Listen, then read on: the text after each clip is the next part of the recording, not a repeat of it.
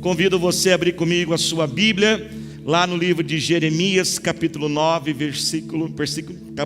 capítulo 29, versículo 11. Como nós estávamos, irmãos, orando por tantas pessoas, como a pastora Thalita falou, domingo que vem, batismo nas águas. Eu quero realmente incentivar você a trazer alguém junto com você, traga uma pessoa junto com você, irmãos. Nos nossos cultos de batismo, muitas pessoas têm se entregado a Jesus e muitas vezes, muitas delas é a primeira vez que elas estão na igreja. Mas pastor, pode batizar? Claro que pode. Irmãos, a Bíblia diz que aquele que crer e for batizado será salvo. Batismo é o nosso primeiro passo, entregamos a Jesus como estamos. Então nessa semana, eu tenho certeza que Deus vai colocar alguém no seu caminho. Você crê nisso, irmãos? Amém? Então pense em alguém, ore por essa pessoa, traga ela junto com você. Nós vamos ter batismo nos 4 cultos. E você que não é batizado, é só você chegar uns 15 minutos antes, traz uma troca de roupa, uma toalha, você já está pronto para descer as águas do batismo, amém? E também, como a pastora Thalita falou, sexta-feira à noite, nessa sexta agora, eu vou estar ministrando uma aula especial de batismo. Não é obrigatório fazer a aula para se batizar, mas você que tem dúvidas, você que quer entender um pouquinho mais, você que está ali evangelizando alguém, essa pessoa está com algumas dúvidas, traga nessa sexta-feira, às 8 horas da noite, e eu vou estar ministrando essa aula, tirando dúvidas, explicando também mais sobre o batismo, amém, igreja? Vamos participar dessa festa maravilhosa, amém? Quem não é batizado, se batizando. Quem já é batizado, trazendo mais uma pessoa, amém? Feche um pouquinho os teus olhos, repita comigo e diga assim: Senhor Jesus, fala comigo agora, não o que eu gostaria de ouvir, mas o que eu preciso ouvir. Diga bem forte: eu repreendo toda ação maligna contra a palavra de Deus, em nome de Jesus, amém. Jeremias 29, 11, quem achou diga eu achei. Nós vamos ler a palavra de Deus, nós vamos ler todos os dias a Bíblia, amém, irmãos? Todos os dias, leia a Bíblia, mas também ame a Bíblia e principalmente creia, porque a Bíblia é a palavra de Deus, amém? Jeremias 29, 11, porque sou eu que conheço os planos que tenho para vocês, diz o Senhor. Como são esses planos, irmãos? Planos de fazê-los prosperar e não de causar dano, plano de dar a vocês esperança e um futuro. Eu vou ler de novo: porque sou eu que conheço os planos que tenho para vocês, diz o Senhor. Planos de fazê-los prosperar e não de causar dano, planos de dar a vocês esperança e um futuro. Diga glória a Deus. Irmãos, eu queria começar aqui fazendo um teste. Quem gosta de fazer teste, fazer um teste aqui. Quem pode, com muita humildade, você tem que ser assim, corajoso e humilde mesmo, e reconhecer que você não é assim um bom motorista. Levante a mão aí. Olha, tem uns aí corajosos, são humildes, né? Irmãos, tem gente que não é bom motorista mesmo, né? Tem alguns que fica com a mãozinha levantada aí, né? A gente já sabe, você está seguindo, né? A gente já viu os ralados no seu carro lá, né? Mas eu acho que assim, que você talvez não é tão mal motorista assim, viu, irmãos? Esses dias eu estava vendo um vídeo, sabe aquele videozinho assim de alguns motoristas? E eu falei, gente do céu, tem gente que a gente não sabe que aonde tirou a carta de habilitação, né, irmãos? Né? Eu até pedi para o pessoal colocar aqui, ó, não sei se vai dar para ver. A gente vê uns videozinhos, ó lá, quer ver? Vamos lá, se dá para a gente ver. Você que se acha um mau motorista, eu acho que você não é tão mal assim. Olha, irmãos, esse aí até desistiu. Olha esse, não sei como, ele conseguiu, ele é bom. Esse aí, ele é mau motorista, mas é criativo, irmãos. Esse é criativo. Olha a criatividade do abençoado. Ó.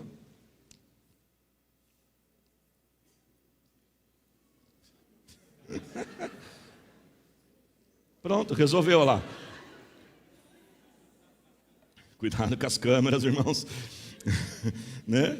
Esse aí, então, misericórdia, né?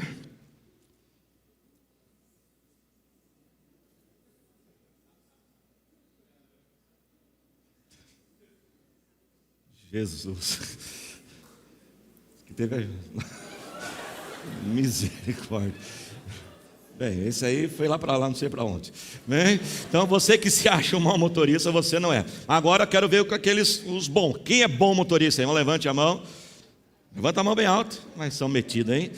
Meu Deus. Agora quero ver se. Agora é o contrário. Quero ver se você é bom mesmo. Dá uma olhadinha nesses aqui, ó. Isso. Quero ver se você é bom mesmo. Dá uma olhadinha nesses aqui. Isso. Ó. Esse aí tem as manhas, né? Como a gente brinca, né, irmãos? Ó, esse daí. Esse não é tão bom, né? Estava ultrapassando errado, né? Mas agora esse é fera, gente. Quem não teria coragem de fazer isso? Esse eu não tenho. Esse eu não tenho, irmãos. Bem. Isso, tá bom. Vamos pregar. Uma salva de palmas aos bons motoristas, aos maus motoristas. Bem, por que nós estamos falando disso, irmãos? Nós estamos aqui brincando um pouquinho sobre a gente dirigir nosso carro, se a gente dirige bem ou não. Mas claro que eu não quero falar aqui nessa noite sobre como você conduz o seu carro lá na estrada, lá na rua. Mas eu quero falar sobre como você tem conduzido a sua vida. Eu queria perguntar a você, quem dirige a sua vida? Quem está na direção da sua vida? Sabe, irmãos, todos nós temos que toda hora tomarmos inúmeras decisões, nós temos que fazer escolhas na nossa vida, só que sem a gente perceber, muitas vezes sem nós notarmos, nós não percebemos que por trás das nossas decisões, das nossas escolhas, existe algo ou alguém que está conduzindo essa decisão. Existem algumas coisas que estão influenciando a nossa decisão, e esses pensamentos e essas emoções e esses comportamentos, nós podemos chamá-los que são como motoristas que estão dirigindo a nossa vida. São elementos que estão ali influenciando a nossa decisão e levando a nossa vida para vários diferentes caminhos. Deixa eu apresentar alguns motoristas, alguns elementos que estão conduzindo a vida de muitas pessoas. Você sabia que muitas pessoas, elas têm as suas vidas dirigidas pelos seus problemas? Sabia disso? Muitas pessoas, a vida dela é simplesmente resolver problemas. É como se fosse um carro. Imagine alguém que pegasse um carro, pode ser um carro muito luxuoso, com muito combustível, mas imagina que alguém pegue um carro e dirija 50 quilômetros, 100 quilômetros por dia, e aí você pergunta para ela assim, para onde você foi? E ela diz, eu não fui para lugar nenhum. Você imagina você ficar dirigindo esta quantidade de horas e distâncias e simplesmente não sair do seu lugar, não alcançar um destino, não alcançar um alvo. E você sabia que muitas pessoas estão vivendo assim a sua vida? A sua vida, ela não tem um sonho, ela não tem um objetivo, ela não tem planos. Talvez se eu perguntasse aqui, quais são os seus planos para daqui a 5 anos? Talvez a maioria de nós vamos dizer, tem um plano para daqui a 5 anos. E se eu abaixasse um pouquinho então, qual é o seu plano, o seu sonho para até o final deste ano? Talvez fale assim, pastor, nem para isso eu não consigo saber. Ou seja, a vida desta pessoa é uma vida simplesmente de viver aquele dia. Ela vive solucionando problemas. Ela acaba um dia, resolve aquele problema, acaba aquele mês, resolve os problemas daquele mês, paga as contas daquele mês, depois paga as contas do outro mês. Ou seja, ela passa a vida toda dela só fazendo o quê? Resolvendo problemas. Ela não tem sonhos na sua vida. E o texto que nós lemos diz aqui que o Senhor tem planos e sonhos para nós. Aliás, você sabia que uns primeiros indicadores que a gente pode descobrir que a nossa vida não está bem, que a nossa vida não está boa, é quando começa a ter a falta e ausência de sonhos? Quando você olha uma pessoa que está bem, um casamento que está bem, ele tem sonhos, mas quando os sonhos começam a acabar, significa que ele não está bem. Veja bem, irmãos, presta atenção, pastor, então a gente não vai resolver problemas? Claro que nós vamos resolver problemas. Preste atenção, irmãos, o que é uma vida dirigida por problemas? Uma vida dirigida por problemas não é uma vida que você não tem problemas, que você só tem que não tem sonhos. Não, veja bem, uma vida que é dirigida por propósitos, uma vida que é dirigida por sonhos, ela também vai ter problemas. Amém, igreja? Ela também tem problemas, porque tudo tem problema.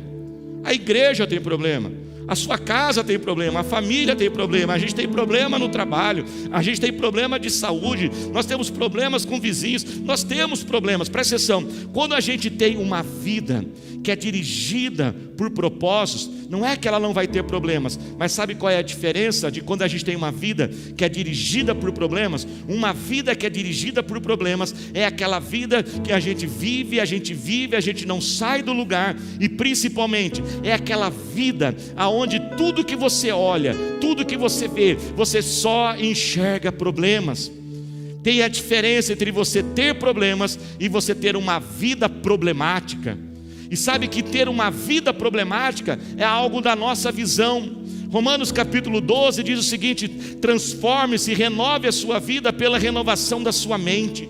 E o que o inimigo quer fazer, irmãos, uma das principais ações de Satanás, ele quer que a gente olhe a nossa vida e a gente fique focado naqueles problemas, e a gente começa a dizer: a minha vida é uma vida problemática, a minha vida está tudo dando errado, na minha vida tudo é difícil. Deixa eu dizer para você, e eu louvo a Deus por você estar aqui nessa noite presencial, você que está online ouvindo essa mensagem. Deixa eu dizer uma grande notícia: a sua vida sim pode ter problemas, mas tem mais coisas dando certo do que coisas dando errado.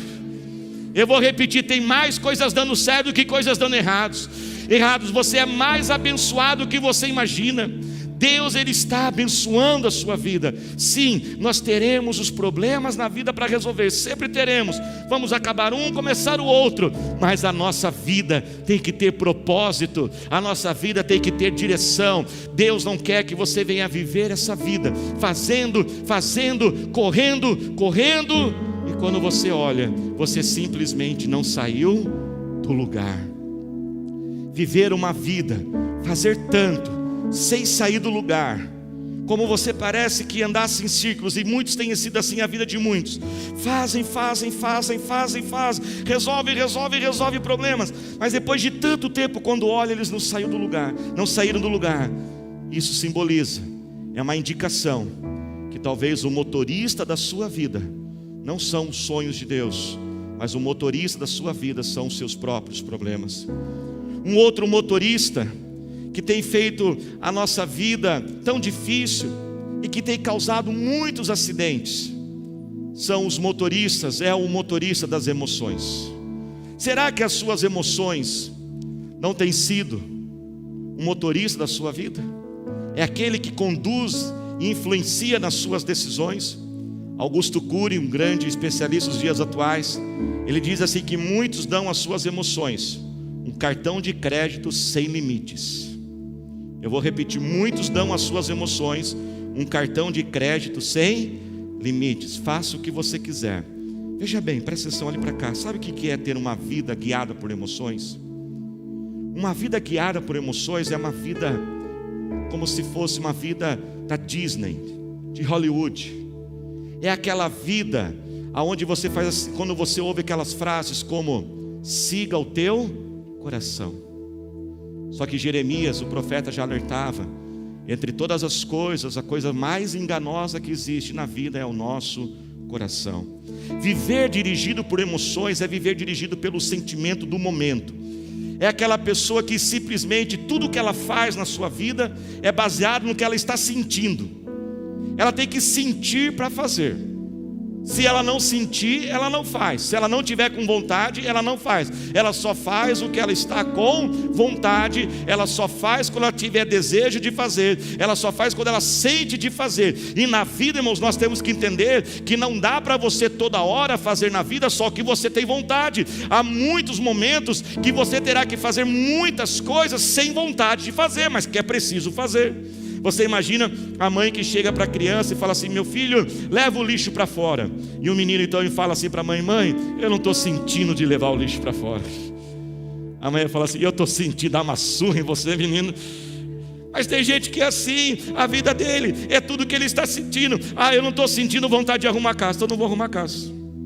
Eu estou sentindo vontade de namorar, vou namorar. Eu estou sentindo de me entregar a essa pessoa, ele se entrega àquela pessoa. Eu estou me sentindo triste, vou ficar triste. E não luta contra a tristeza. Quantas vezes naquela emoção daquele momento a gente não consegue, às vezes a gente não resiste àquela emoção que domina a nossa vida. Quantas vezes um chefe Não é verdade? Irmãos, tem chefe que é difícil de lidar, não é mesmo? E aí você se segura, você está segurando, você está se segurando, e você está a ponto de explodir. E quantos de nós, irmãos, porque nós não conseguimos controlar o nosso sentimento, a nossa emoção do momento, vale a gente lembrar do que diz Gálatas capítulo 5, que um dos resultados do Espírito Santo em nossa vida é o domínio próprio. Mas quantos de nós sofremos acidentes, perdemos empregos maravilhosos que tínhamos na nossa vida, porque aquele chefe que era difícil de lidar, chegou uma hora que você não aguentou mais, chegou uma hora que você deu uma indiretinha, você pensou, é só uma indireta, e aquela indiretinha te levou para uma outra direta, para uma outra, um departamento chamado RH, e você falou, onde que eu estava com a minha cabeça? Eu falei o que não devia ter falado, eu não controlei minhas palavras. Por quê? Porque eu estava ali dirigido pelas minhas emoções. Quantas vezes a nossa vontade é ficar quieto? Não é assim mesmo? Porque quando a gente não está bem, a gente quer ficar quieto. Só que quantas vezes nós temos que entender, presta atenção, principalmente nós homens, o homem tem a tendência de ficar quieto. Só que nós temos que entender, homens, que muitas vezes o nosso silêncio, ele é interpretado pela esposa, pela mãe, pelos filhos, pelas pessoas que estão perto de nós, como rejeição. E muitas vezes eu quero ficar quieto. Eu quero ficar quieto no meu cantinho, mas eu sei que eu não posso viver dominado por aquilo que eu estou simplesmente com vontade de fazer. Eu preciso vencer aquele sentimento. Pastor Greg Ghosh, um pastor americano, ele diz o seguinte: pessoas bem-sucedidas, presta atenção nisso, pessoas bem-sucedidas, elas fazem constantemente o que outros só fazem ocasionalmente. Eu vou repetir: pessoas bem-sucedidas, elas fazem constantemente.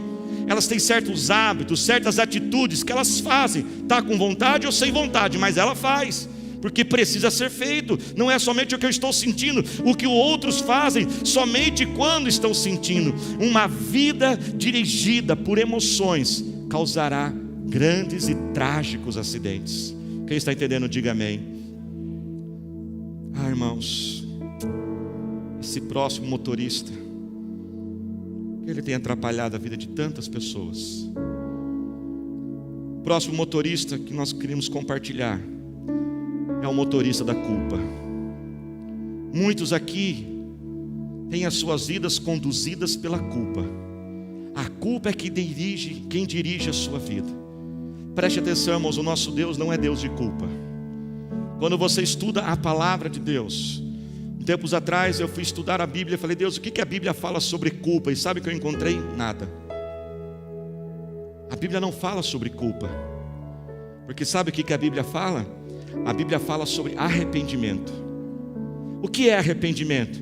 Arrependimento é você reconhecer o erro. Amém, irmãos? Você reconhece o erro. Eu errei, eu falei, sim. Porque a Bíblia nos chama a responsabilidade. Termos a nossa vida guiada por Deus não é viver uma vida irresponsável, alienada. Não tem problema, vamos fazer o que a gente quer, é tudo o problema dos outros. Não, a gente é responsável, a gente reconhece o erro. Só que a gente reconhece o erro, a gente conserta o erro e vamos para frente. E vamos avançar. Agora, sabe o que é a culpa? A culpa é aquela acusação a todo momento que fica trazendo de volta aquele erro. É como se fosse um tribunal na tua mente que te acusa. Não importa o que você faça, ela fica toda hora dizendo: você errou, você falhou, você não faz nada direito. A culpa, ela tira o brilho da vida. A culpa faz você não enxergar nada de bonito na vida, porque tudo está difícil, tudo está complicado, tudo está um erro, você nunca fez nada direito. A culpa é como se a gente dirigisse um carro. Já aconteceu com você por alguns segundos que fosse, pelo menos, você está dirigindo o carro com o freio de mão puxado. Ele até está indo, mas está meio arrastado. E muitos têm sentido assim a sua vida. E hoje você está frustrado. E você sente que você poderia estar em mais alta velocidade. Você poderia estar avançando. As coisas até estão indo para frente, mas elas estão indo arrastadas e difíceis. Será que talvez você não está escravizado nessa culpa, que é um peso sobre você, que faz tudo tornar mais difícil? Quando você tem a vida guiada por culpa, sabe o que a gente começa a fazer? A gente começa a viver uma compensação. Diga comigo, compensação. Pessoas que têm a vida guiada pela culpa, elas ficam toda hora compensando as coisas. Acontece muito com pais que se sentem péssimos pais, ficam toda hora se culpando: eu não sou um bom pai, eu não sou uma boa mãe. O que geralmente esses pais fazem? Eles vivem o quê? Compensando. Eles compensam aquele sentimento de não serem um bom pai, e às vezes dão tudo que os filhos querem. Muitas vezes eles não corrigem os seus filhos, porque é uma vida de compensação. Você não consegue encontrar o seu valor, você não sabe o quanto você é importante, então você fica compensando isso para as pessoas, aceitando qualquer tipo de relacionamento, aceitando qualquer tipo de negócio. A culpa sobrecarrega a gente, mas também presta atenção nisso, a culpa também sobrecarrega todos que estão perto de nós. Pessoas que têm a culpa como motorista da sua vida, elas são cansadas e elas cansam todo mundo, porque da mesma forma que elas se cobram demais, elas também cobram todo mundo que está perto ao seu redor. O Senhor, irmãos, nosso Deus não é um Deus de culpa, mas é um Deus de arrependimento. É um Deus que nos leva a reconhecermos nossos erros, mas perdoa os nossos pecados, perdoa as nossas falhas e leva a nossa vida para frente, para que nós possamos avançar e viver aquilo que Ele tem para nós. O livro de 1 João capítulo 1 diz o seguinte: se confessarmos nossos pecados, Ele é fiel e justo para perdoar. Preste atenção, o perdão a gente não recebe por sentimento, perdão a gente recebe por fé. Eu lembro quando eu era mais novo, às vezes eu cometia um pecado e eu pedia perdão para Deus, e eu falava: Deus, me perdoa. Passavam uns 5 minutos, eu não estava me sentindo perdoado, eu ia pedir perdão de novo, e eu pedia perdão várias vezes do mesmo pecado, até que eu entendi que o perdão a gente recebe pela fé. Se eu confessei, eu já estou perdoado em nome do Senhor Jesus. E lá no livro de Isaías 43:25 diz que o Senhor, além de perdoar os nossos pecados, Ele não se lembra mais. Talvez você está pedindo perdão de pecados e pecados que você já pediu perdão muitas vezes. Sabe o que Deus está querendo dizer para você hoje? O que você está falando? O que você está falando? Eu já te perdoei, eu já te limpei nas águas do batismo, eu não lembro mais daquilo que você fez. Por isso levante a sua mão e diga assim comigo: pecado confessado é pecado perdoado. Diga bem forte: o pecado perdoado é o pecado esquecido. Você pode aplaudir ao Senhor Jesus por isso? Aleluia, diga glória a Deus. Alguns outros motoristas que têm dirigido a vida de muitas pessoas. Um outro motorista é o ressentimento, é a raiva, muitas vezes até o ódio. Quantas pessoas elas têm, explode dentro delas a raiva por alguém, a raiva por onde nasceu, no lugar aonde nasceu, na família que nasceu, a raiva pelo corpo que Deus deu a você. Sabe, quando a gente tem um motorista com raiva, o motorista com raiva é igual aquele motorista assim: nessa rua eu não entro. Ou é aquele que quando vê aqui, vou atropelar também, vou passar por cima, vou descontar, não vou me envolver com isso, não vou me relacionar, eu não vou também ter mais amizade com essa pessoa, porque ela está com o motorista do ressentimento, na raiva, no controle da sua vida. Um outro motorista é o medo. Enquanto que outros motoristas causam um acidente, talvez eles andam sem direção na vida, não sabem para onde vai chegar. O motorista do medo, presta atenção, ele é mais ou menos assim: o carro nem sai do lugar. Ele tem tanto medo. Quantas pessoas têm carteira de habilitação e nunca dirigem? Porque ela tem o quê? Medo. O medo faz o carro ficar lá na garagem. O medo faz a gente não querer se arriscar. O medo faz a gente não querer viver sonhos de novo, e a gente não viver aquela restauração que Deus tem para nós. Sabe, irmãos, que uma das obras mais lindas, dos motivos mais principais, porque a gente ama a palavra de Deus e Jesus, porque o nosso Deus é um Deus de restauração, é um Deus que pode fazer tudo novo. Não é porque deu errado lá atrás que vai dar errado de novo. Não é porque você falhou lá atrás que você vai falhar de novo. Tira agora esse motorista do medo e deixe Deus conduzir a sua vida, e deixa Ele te restaurar. Ele é um Deus que pode pegar os cacos da nossa vida, Ele pega os erros da nossa vida e faz tudo novo. A palavra de Deus diz: aquele que está em Cristo é uma nova criatura, as coisas velhas se passam e tudo se faz novo. Ele é um Deus que diz lá em Gênesis capítulo 1, que a terra era sem forma e vazia, e era um caos essa terra, mas o Espírito de Deus pairava sobre ela e Ele transformou. E talvez a tua vida hoje é um caos, talvez você causou grandes acidentes na sua vida, bateu o carro da sua vida, e você diz: pastor, será que pode restaurar? Talvez até PT já deu esse carro, e você diz: pastor, não tem nem mais como arrumar este carro. Mas isso não é problema, porque, irmãos, nosso Deus é um Deus que faz tudo novo, Ele é um Deus que restaura, e se tem algo que não pode ser restaurado, Ele dá de novo, Ele traz melhorado e aumentado na nossa vida. Há um ditado no mundo que diz que para tudo tem um jeito, só não tem jeito para a morte, mas até na morte Jesus deu um jeito. Ele disse: eu sou a ressurreição e a vida, aquele que crê em mim, ainda que esteja morto, pode voltar a viver novamente. Ele restaura a tua família, Ele restaura os seus sonhos, Ele restaura a tua vida. Se esses motoristas acabaram com você, Ele está aqui para fazer tudo novo. Ele é o Deus de algo novo, Ele é o Deus que faz tudo sempre novo. Se você olhar a Bíblia inteira, Ele está sempre fazendo algo novo. E eu falei aqui lá em Gênesis capítulo 1, mas quando você chega lá na Bíblia, no final da Bíblia, nos últimos versículos da Bíblia, quando a gente pensa que já está tudo acabado, quando a gente pensa que nas últimas palavras da Bíblia vão ser ditas: acabou-se, encerrou, um dos últimos versículos da Bíblia diz: eis que faço nova todas as coisas. O motorista do materialismo tem conduzido a vida de muitas pessoas, pessoas que só estão em busca do dinheiro, da segurança do dinheiro, na segurança daquilo que é material. Preste atenção, irmãos, não estou falando que dinheiro é ruim, aliás, dinheiro é muito bom, mas se você acha que é ruim, só para dar a pessoa do seu lado aí que vai ficar feliz com você. Olha, então um sorrisão saiu já, né? Só de imaginar, né? O que a palavra de Deus diz? A palavra de Deus diz, irmãos, que nós não tem problema nós termos dinheiro. O dinheiro realmente é bom. O que nós não podemos é ser servos do dinheiro. O dinheiro tem que nos servir. E o problema é que nós não podemos encontrar paz e segurança só quando a gente tem dinheiro. Certa vez foi feita uma pesquisa e perguntaram para as pessoas assim, perguntaram para elas assim: o quanto de dinheiro que você precisaria ter para ficar tranquilo? Sabe ficar tranquilo? Para você não ficar preocupado com dinheiro. Sabe que foi engraçado, irmãos, essa estatística, essa pesquisa?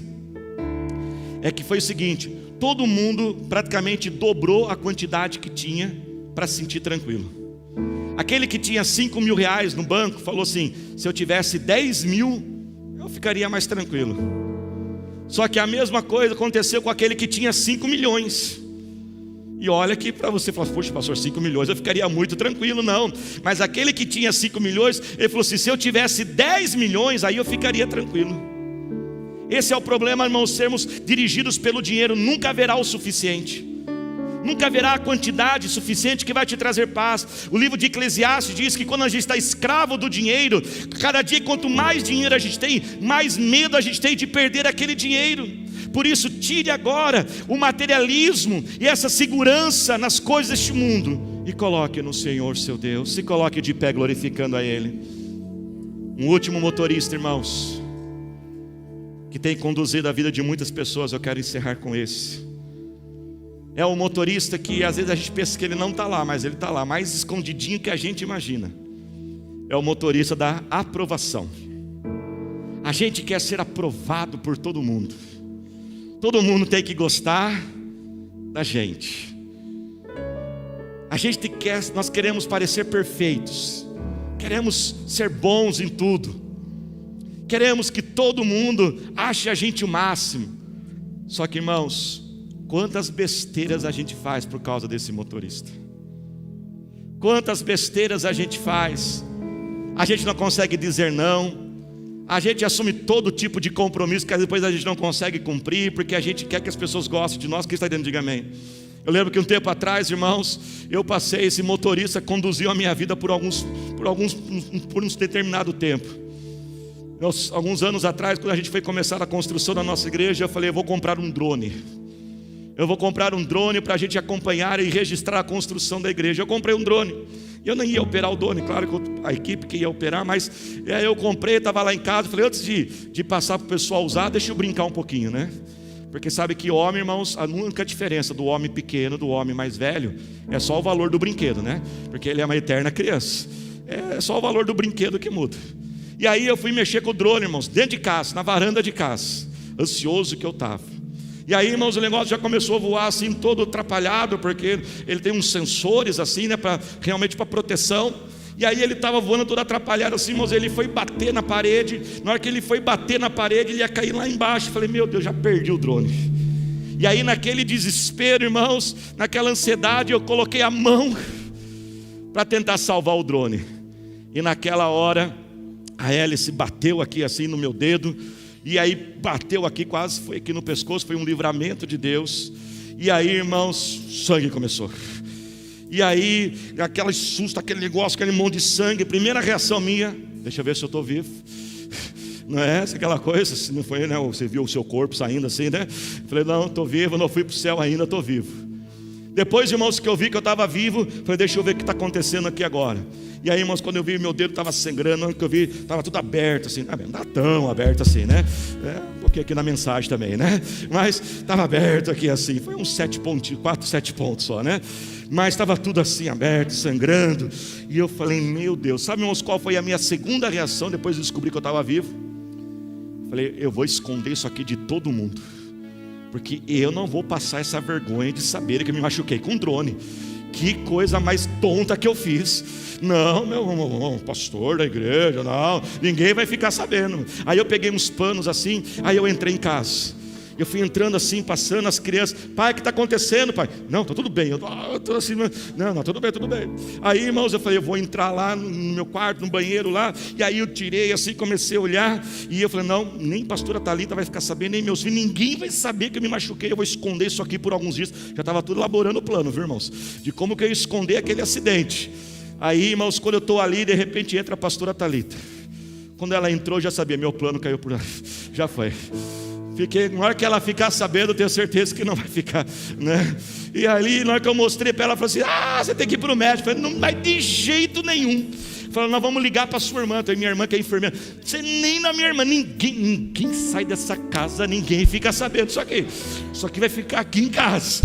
E aí, irmãos, não teve como, tive que ir no médico. E aí cheguei lá no médico, no hospital. E aí o médico, numa salinha lá no consultório. E aí eu comecei, ele, então, o que aconteceu? Eu falei, um acidente. Um acidente. Caí, machuquei, doutor, tal, né? E aí ele, não, o que aconteceu? Porque deslacerou assim e tal, né? Aí o que aconteceu? Não, foi um drone. Ele falou, o quê? É um drone. Eu nunca vi ninguém machucado com um drone. Aí ele começou a chamar, irmãos, os outros enfermeiros, começou a chamar o hospital. Falei, gente, nosso primeiro caso de alguém machucado com drone. Falei, eu tenho que ser o primeiro caso. Olha que besteira, irmãos. E aí eu falei, quer saber do quê? Eu vou contar na igreja mesmo, porque eu sei que vai espalhar. A pastora Thalita já espalhou no hospital também, né? Foi ela que falou para o doutor, foi o drone, doutor. Eu pego ela depois. Mas quantos de nós, que besteira. A gente quer impressionar, a gente quer mostrar que a gente é perfeito. E quantos desastres a gente está alcançando. Quantos de nós aqui talvez temos vontade até de entregar a nossa vida a Jesus, mas a gente está tão assim, o que os outros vão dizer, o que as pessoas vão falar de mim, e será que as pessoas vão virar as costas para mim, será que pessoas vão me rejeitar? Deixa eu dizer algo para você, com sinceridade e verdade, eu não posso garantir que isso não vai acontecer. Pode ser que realmente, se você tomar hoje uma decisão por Jesus, talvez pessoas te rejeitem por um determinado momento, mas isso é a essência da salvação, uma decisão pessoal. Tem coisas na vida que ninguém pode fazer por nós. Eu não posso pagar para alguém ir na academia no meu lugar e eu emagrecer e ela fazer na academia. Eu gostaria, pagaria bastante. Mas tem momentos da vida que tem que ser a nossa decisão. E nessa noite, aqui presencial, você que está online, O Senhor Jesus está à tua frente hoje.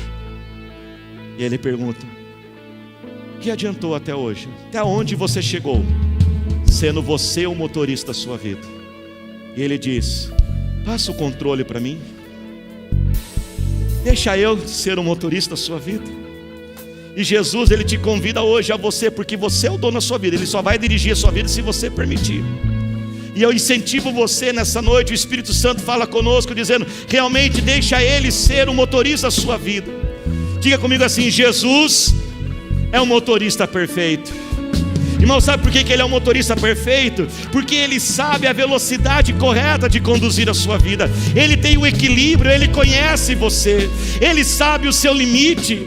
Quantos de nós aqui estamos causando os acidentes, ou estamos à beira de um acidente? Sabe por quê? Porque a gente está dirigindo nossa vida numa alta velocidade, e nós estamos querendo ser mais do que a gente pode ser, fazer mais do que a gente pode fazer. E Ele diz: deixa eu dirigir, acalma meu filho, deixa eu controlar o ritmo da sua vida.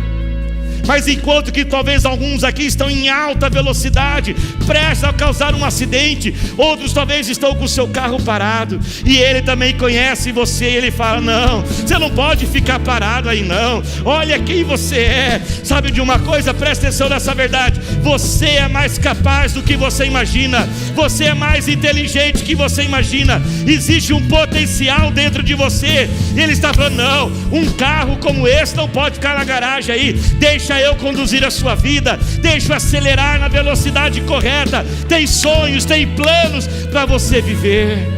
Diga mais uma vez: Jesus é o motorista perfeito.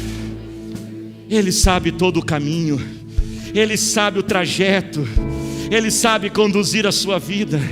Ele sabe aonde entrar, aonde sair. Ele sabe a hora da porta ser aberta, Ele sabe a hora da porta ser fechada. E eu sei, irmãos, que muitas vezes nessa caminhada com Deus, a gente vai ter a tentação de tirar a vida da mão de Jesus. E dizer: não, Jesus, eu não estou entendendo porque que o Senhor está conduzindo a minha vida por esses caminhos. Talvez está difícil. Eu sei que alguns aqui estão querendo tomar de volta o controle, mas Ele manda dizer: meu filho, eu sou o motorista perfeito, e eu sei o trajeto melhor para a sua vida. Diga mais uma vez: Jesus é o motorista perfeito. Além de Ele ter o equilíbrio, além de Ele saber o trajeto, presta atenção nisso, só Ele pode levar você ao destino principal. Após esse mundo, há um céu esperando por cada um de nós, só que a gente não consegue chegar lá. A Bíblia diz, o próprio Senhor Jesus declarou: eu sou o caminho, a verdade e a vida. Ninguém chegará ao céu se não for por mim. Só Ele pode te conduzir ao céu, só Ele sabe o caminho para chegar ao céu. Nós podemos fazer coisas maravilhosas, sermos ótimas pessoas, mas isso não é o suficiente para entrarmos nos céus. Nós temos que deixar que Ele seja o caminho. Por isso, nessa noite, o Senhor Jesus está aqui para dizer a você: deixa eu assumir o controle da sua vida, deixa eu conduzir. Eu sou o motorista perfeito, eu sei o tempo, eu sei o trajeto, e eu tenho o destino para a sua vida. Por isso, levante as suas mãos assim agora, comece a clamar ao Senhor agora, comece a clamar agora a esse Deus que é o Deus do impossível, que é o Deus do sobrenatural. Diga agora: Senhor, eu estou cansado de dirigir a minha própria vida, eu estou cansado, Senhor. Oh Pai, eu não quero mais a culpa, eu não quero mais o medo, eu não quero mais o ressentimento, eu não quero ser uma vida dirigida por problemas, mas eu quero viver os teus propósitos, Senhor. Levante as suas mãos e fale com o Senhor agora, clame a Ele, Ele é o Deus do impossível.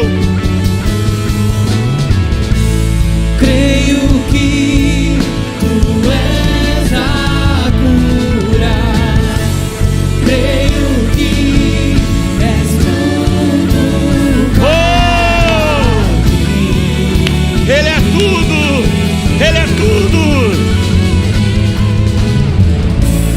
Creio que Tu és a vida, creio que não há outro. Diga com todo o seu coração: Jesus, eu preciso de Ti. Jesus, eu preciso de Ti. Aleluia, Senhor.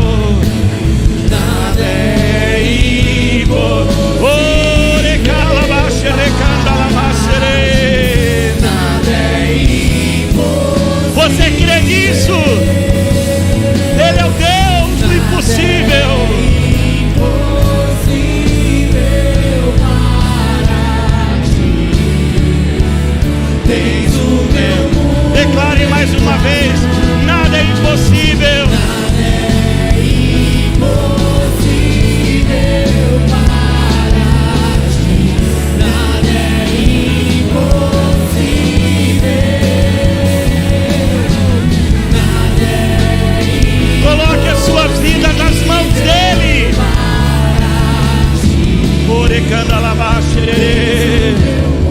Aleluia, faça assim com as tuas mãos e clame agora o milagre que você precisa, Senhor nosso Deus, eterno Pai.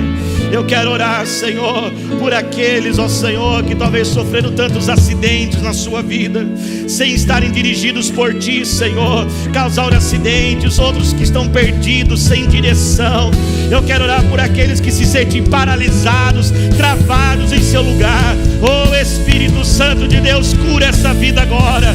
Oh Pai, vem agora com a restauração, com milagres, Senhor. Pai, nós declaramos a cura sobre toda a enfermidade, todo mal, toda doença. Sai agora, restaura este casamento, restaura este lar, abra as portas, abra os caminhos. Eu quero orar por conquistas, Pai. Chega de não sair do lugar, chega de dar voltas e ficar no mesmo lugar. Leva conquistas, leva vitórias, abre as portas. Oh Pai, derrama agora o teu perdão. Eu te perdoo, eu já te perdoei, diz o Senhor. Eu não me lembro do seu erro, eu não me lembro quem você foi. Oh Espírito Santo, nós declaramos que nada é impossível, nada é impossível. Eu declaro, Pai, que todos estão abençoados, curados e libertos, em nome de Jesus. Amém. Senhor, você pode dar a sua melhor salva de palmas ao Senhor.